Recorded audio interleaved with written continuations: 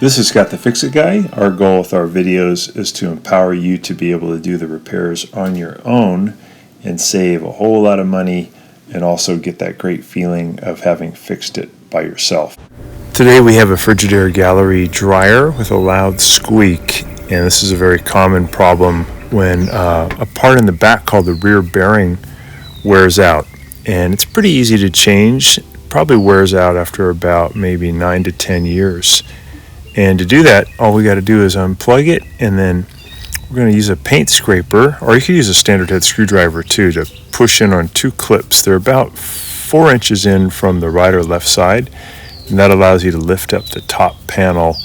And you can just hinge up the top panel and keep it up, or you could disconnect it too. I'm also right here disconnecting the main power source coming to the front panel or to the controller by just disconnecting a modular piece. Now I'm going to lift off the top by coming off of these 2 little hinges, and then I'll take off this green ground connector and just pull it right off, and then I can get the top out of there. You don't have to do that again. You can just hinge it up as long as it won't fall on you. And then there's a couple of Phillips head screws we have to take out. One here that is holding on this little plastic brace, and that comes right out. That's easy. There's one in the left-hand corner about 5 inches down from the top, and there's also one in the right-hand corner. And after you take those out, you can easily remove the front panel. With the front panel off, then we can easily get the tumbler out, and when the tumbler's out, we can then do the replacement of the rear bearing, which is the part that makes the squeaky sound. So now we're going to grab the front panel and pull it toward us. You got to do it kind of powerfully because there's a couple of clips holding it in. You can lift off the front panel, get it out of the way, and we see that there's some lint that's built up inside there, which is normal.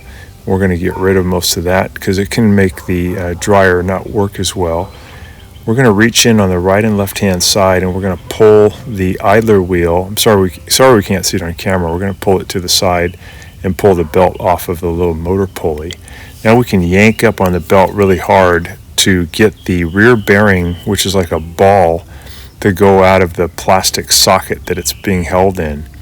So we got that disconnected by lifting it up, and now we're going to just use the belt to help us get the tumbler or the drum out of the cabinet. And now we're just using a vacuum cleaner to clean up all of the lint that we can see. And the blower housing is really important because that limits how well the dryer can move the air around. It's also good to clean throughout the cabinet here. Right around this area is good. This vent in the back is really important that it be kept clear. In this case, it was pretty much all the way blocked, and that prevents fresh air from coming in and cooling down the dryer motor. So this is really good to clean all this up. Kind of sped up the film here. And this should only take you a couple of minutes to do this. So we got a bunch of lint out. Here's even more that's being trapped in this ducting on the front panel. This is where the filter goes. And this is a common place where there's a lot of lint buildup on this model. So you just reach in and pull all this stuff out. And now your dryer will probably dry twice as fast because you've improved so much the airflow. We're going to use the vacuum cleaner to get rid of some of this dust and lint that's accumulated. And then we can go in and do our repair of the rear bearing. We're doing a little bit of cleaning also here on the back. This is where the rear bearing hangs out. It's this metal piece that looks like a ball at the end of it. And this one's really worn out. This kit is really inexpensive. We'll put a link in the description below. It gives you a new rear bearing and also a new plastic socket that it fits into. It comes with a tube of lubricant. It comes with a new BB or ball bearing that helps to get rid of static. It comes with all the pieces you need to get rid of the squeak and to get your dryer's drum spinning easily again. What I'm doing now is I'm putting the screws that come with the rear bearing into the holes in the rear bearing, and I'm forcing them in takes a lot of force to do this, but what you're doing is cutting threads into the rear bearing metal so that when you do the assembly, it's going to be easier to do.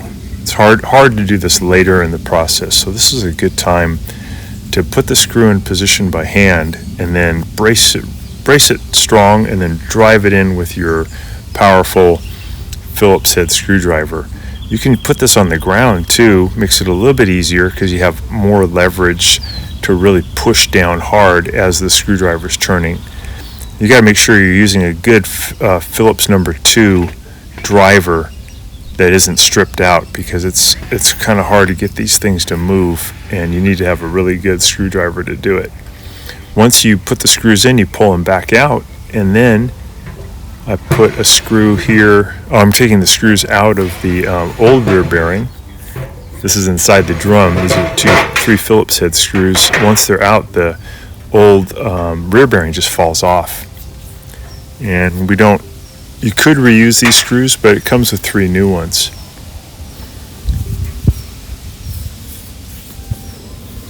To do this, I use on my Phillips head screwdriver an extension so that I can just do this with one guy. I don't need anybody else to help.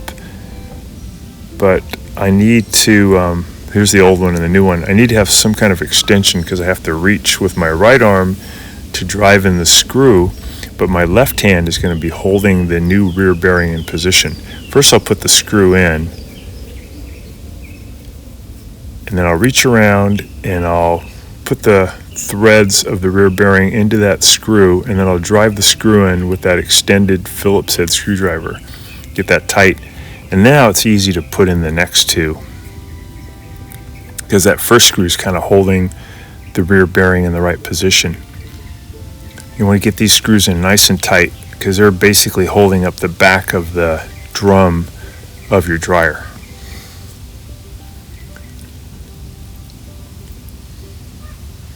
Here's the third one. And then now the drum assembly is all done. We just have to work on the socket that's going to hold up that rear bearing ball. So taking out the old socket, if you have this like on a stacked dryer where you can't easily get behind the dryer, it might be good to tape down the metal piece that's directly behind where I'm working. It's behind your dryer, because it'll fall off when you remove this assembly, and you need it there because it's basically the female threads that are holding the screws in place.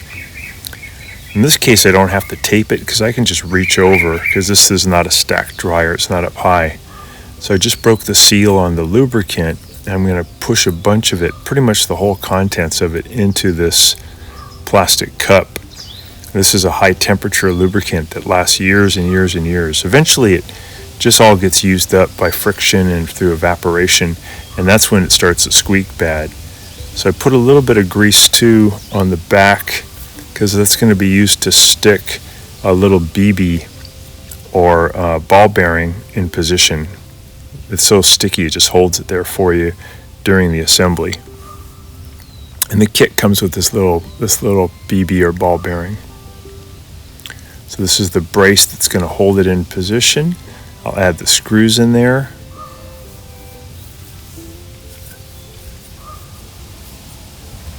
Here's a second screw.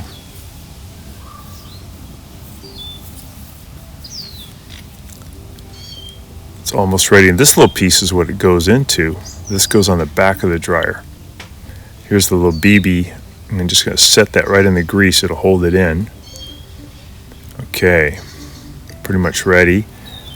So I'm going to get my driver ready also, so I can drive in the screws. I'm going to put this little piece on the back. My left hand. My right hand's going to get the screws in position. I'm going to look for that little metal piece through the hole here. I'm going to line it up first. And then I'm going to put one of these screws in by hand. I'm just going to start a few threads in there to get it to stay. See if I can feel it.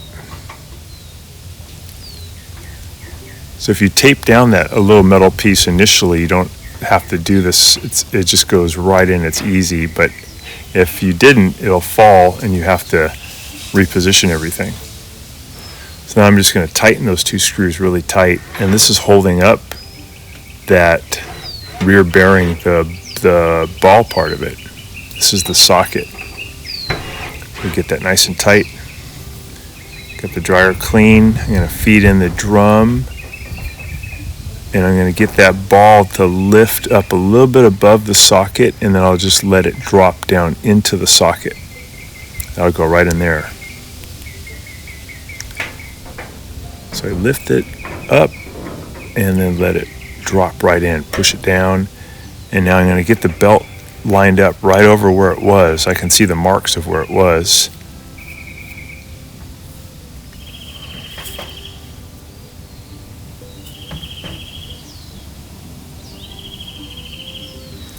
I'll put this little guide thing back in. It kind of keeps the drum from falling out away.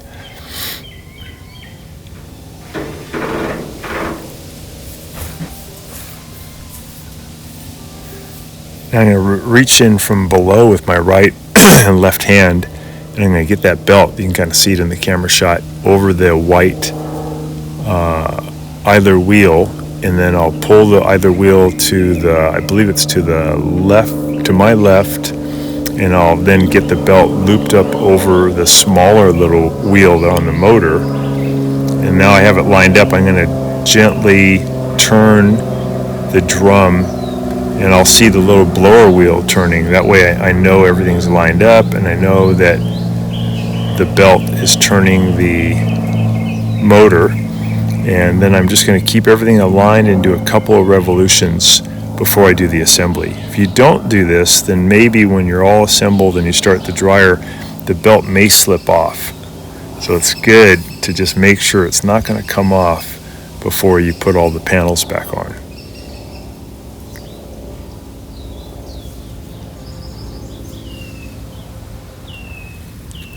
So now I'm putting the front panel back on those 2 bottom clips. It just rests right on there. Make sure it's seated all the way down. This one and this one. And I'm going to close it. I'm going to make sure the wires go in.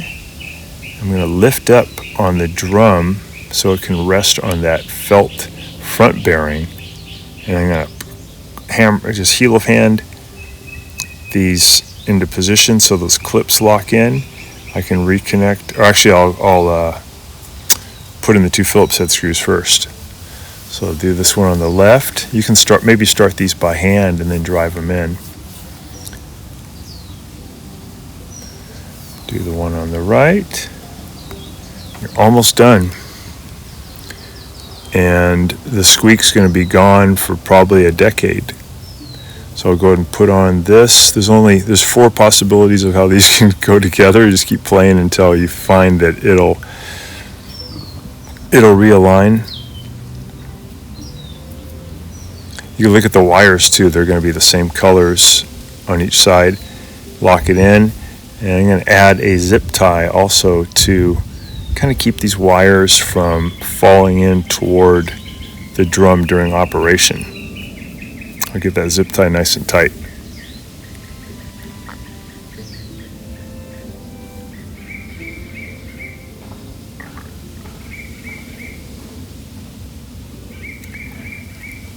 All right, looking good. Let's put the top panel back on. So we're just going to realign the holes with those 2 metal hinges.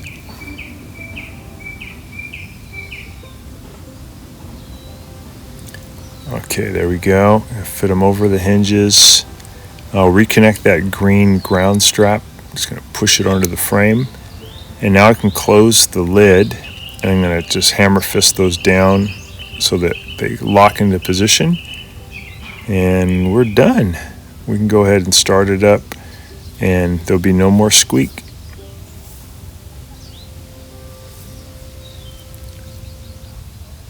Sounds good. So I noticed that the filter was kind of not sitting all the way flat. So I removed the filter. I got this long screwdriver and I'm just cleaning off the little ledge that it sits on. There was a bunch of lint in there. That keeps it from sitting down, but that's bad because then it makes the lint migrate around. So you want to trap it with your filter. You can see some of it on this little shelf. I'm just knocking that stuff off. If it falls in there, it's okay because it'll just be blown out the back.